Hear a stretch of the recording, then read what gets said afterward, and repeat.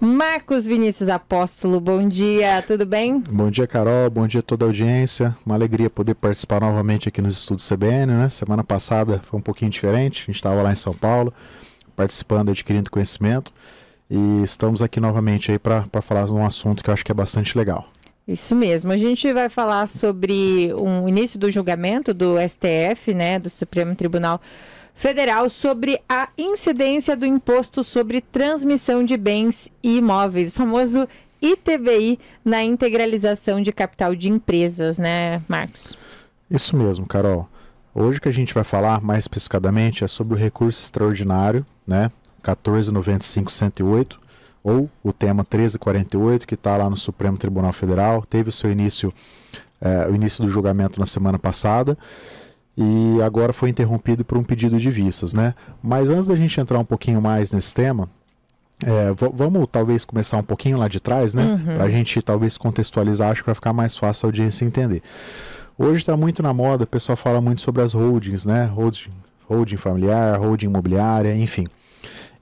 Que é ali uma forma de você concentrar o patrimônio imobiliário, geralmente de uma família, geralmente de um grupo empresarial, visando uma série de coisas, como por exemplo, mais segurança jurídica, uma proteção patrimonial, uma forma de facilitar a gestão dos negócios, em muitos casos, economia de impostos, né? Facilitar também o inventário, que a gente sabe que em muitos casos, a gente tem N casos aí na mídia que a gente consegue visualizar, que a gente sabe que pode ser muito doloroso, pode ser muito... E aqui a gente não fala só, obviamente, aí da questão financeira, né, que pode ser também muito custoso, mas também danoso também do ponto de vista emocional, né, que é um momento que geralmente a família já está fragilizada, que não é um momento fácil. Então, muitas famílias, muitos empresários recorrem para essa estrutura que a gente chama das holdings, né, para que a gente consiga facilitar isso daí de alguma forma. E quando a gente faz a Constituição, a gente vai falar, obviamente, assim, cada caso é um caso, a gente precisa sempre entender ali qual que é a necessidade da família, a necessidade do empresário, para a gente trazer a melhor solução e a melhor estratégia. Mas, via de regra, ali numa holding imobiliária padrão, a gente traz os imóveis para essa empresa, né, através ali da integralização deles no seu capital social. E aí, nesse momento, a regra é a incidência do ITBI, que é o imposto municipal, né? Imposto de transmissão de bens. E esse imposto, aqui em Rio Preto, cada município tem a sua legislação aplicável, mas aqui em Rio Preto é 2%, né?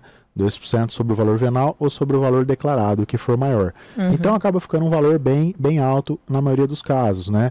A gente tem, pela experiência de ter feito muitas vezes esse trabalho já, a gente pode falar que esse custo aí, ele representa aí de 40% a 90% do custo total do trabalho, né? Dependendo ali, obviamente, de uma série de fatores.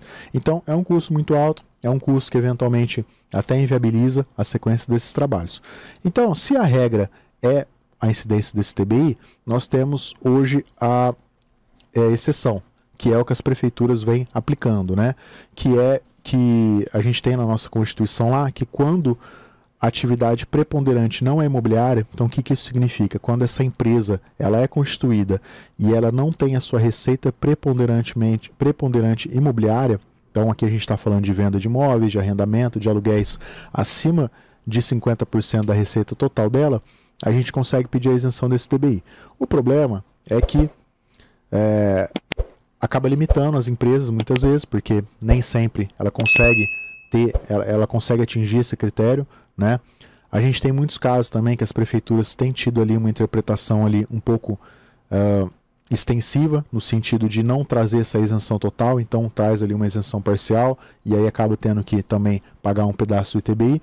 Então, de uma forma bem resumida, é uma coisa que encarece muito o trabalho e a gente já viu N casos já de inviabilizar. E hoje o que a gente veio para falar é do recurso extraordinário, né, que a gente falou agora há pouco, que começou o julgamento na semana passada no Supremo, de que que está sendo discutido ali de que essa isenção do ITBI ela deveria ocorrer de uma forma incondicionada no caso das integralizações dos imóveis no capital social. Então o que significa? Independente se a empresa tem receita imobiliária ou não, né, de 50% pelos próximos 3 anos da sua constituição, essa isenção deveria ocorrer, né? Isso daí foi gerado, essa controvérsia ela ocorreu na verdade ela teve início em 2020, quando o Supremo julgou um outro caso envolvendo ITBI, cujo relator, na época, o Alexandre de Moraes, ele afirmou que a expressão nesses casos, né, que tem ali na legislação, ali no artigo 156 da Constituição, tem ali que nesses casos o entendimento foi que não se aplicaria a todos os casos ali previstos e somente nos casos ali das transmissões decorrentes das fusões, incorporações, cisões ou extinção de empresas. Então, foi um entendimento que ele teve na época, porém esse entendimento não constou na tese do caso. Essa interpretação não constou na tese do caso, e aí o que aconteceu é que nem todo o judiciário acabou seguindo esse entendimento. Então, talvez ali algumas varas tiveram esse entendimento, outras continuaram aplicando o que já entendiam, já que talvez era o senso comum, né? E diversas prefeituras, obviamente, por uma questão de... um imposto muito relevante para eles, né? Uma receita muito relevante para os municípios, sim, também, obviamente, não adotaram esse entendimento e continuaram cobrando com as regras antigas que eram bem menos favoráveis para os contribuintes. Então a gente teve esse início desse julgamento na semana passada e foi interrompido agora essa semana devido a um pedido de vistas do ministro Gilmar Mendes. Esse julgamento, pelas regras aplicáveis, esse julgamento ele deve ser retomado dentro de 90 dias, né? Após 90 dias, na verdade. E aí a gente deve ter ali, espera ter um desfecho positivo. Agora, os contribuintes têm muitos motivos aí para estarem otimistas com o caso, né? Porque antes dessa interrupção, antes desse pedido de vistas, a gente teve 3 votos favoráveis, né? Um do ministro Alexandre de Moraes, que a gente já esperava já por conta já do seu entendimento lá em 2020, né? A gente esperava ali algum tipo de coerência nesse sentido. Mas tivemos 2 votos ali favoráveis e, de certa forma, ali um pouco surpreendentes também, né? Do ministro Edson Fachin, que é o relator desse caso lá. Então, acho que é um precedente muito importante. E também tivemos também do ministro Zanin, né? Cristiano Zanin, que é o ministro também que foi indicado recentemente pelo Lula e tal. Então, até o momento, temos 3 votos favoráveis. E acho que os contribuintes aí têm bons motivos aí para ficarem, de certa forma, otimistas. Certo. Para quem pensa em constituir aí uma holding, é um bom momento, melhor esperar? O que você recomendaria, Marcos? Olha, eu acho que tem 2 cenários, tá, Carol? O primeiro cenário é, sim, aquela pessoa, aquela empresa, aquela família que está pensando, está tentando viabilizar a constituição dessa holding. Eu acredito que é um momento de entender. Por que entender? É lógico que é sedutor o fato de deixar de pagar o ITBI, é lógico que a gente entende isso, né? Dependendo ali do patrimônio, é um valor muito alto que está sendo discutido, mas tem alguns casos que a gente recomenda seguir com a Constituição mesmo assim, né? Então, seja ali porque já tem uma economia imediata dos aluguéis, seja ali porque às vezes, talvez a questão do... o que esse patriarca está pensando, talvez seja ali a transmissão, a doação já antecipar essa sucessão já para os seus herdeiros, e a gente já entra num outro ponto já, né, que é um outro imposto, é de outra esfera, mas está totalmente relacionado ao trabalho, que é o ITCMD, é o imposto da doação. Então a gente está em uma iminência também de aumento também, é uma coisa que a gente já sabe já que já está previsto na reforma tributária, que deve aumentar. Por que deve aumentar? Porque hoje temos uma alíquota fixa aqui em São Paulo de 4% e a reforma tributária prevê que essa alíquota ela seja progressiva, né? Então a gente estima, a gente não tem nada ainda concreto ainda, mas a gente estima que deve chegar aí em até 8%, tá? Mas não temos nada concreto ainda, mas como a gente já sabe que já existe isso daí em outros estados, é bem possível que São Paulo siga por esse caminho também.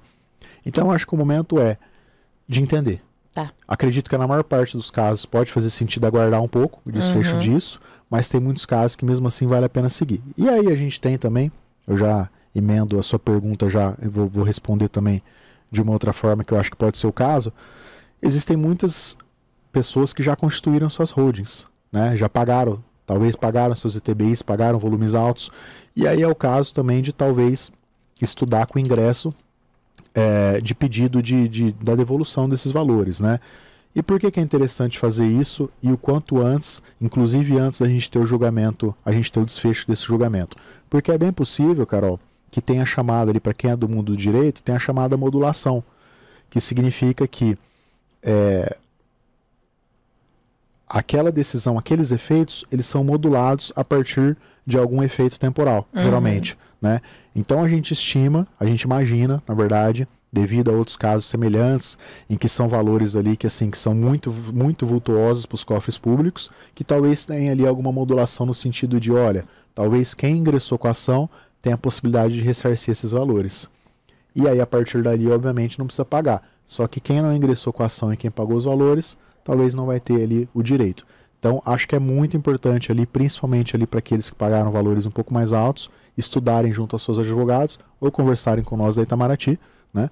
Porque em alguns casos a gente sabe que tem bastante dinheiro na mesa. Exato. E acho que é um desperdício não discutir eles. Com certeza, excelente explicação, muito obrigada, viu, Marcos, pela participação. Qualquer coisa, entre em contato com o Marcos pela Itamaraty, né, vocês podem entrar no Instagram, né, que tem todos os contatos por lá, nas redes sociais. Qual que é a rede social, Marcos? Nós temos, hoje a Itamaraty está presente no YouTube, no LinkedIn, no Instagram e no Facebook, né? E obviamente ali também pelo nosso website, pelo nosso telefone, que é o 32 11 4400. Então a gente convida aí todos aqueles que já tenham constituído e tenham pago bastante TBI, como também aqueles que pensam também constituir por algum motivo, a bater um papo com a gente. Excelente, obrigada, viu, Marcos? Até semana que vem. Eu que agradeço. Uma excelente quinta a todos. Agora 10h51, intervalo.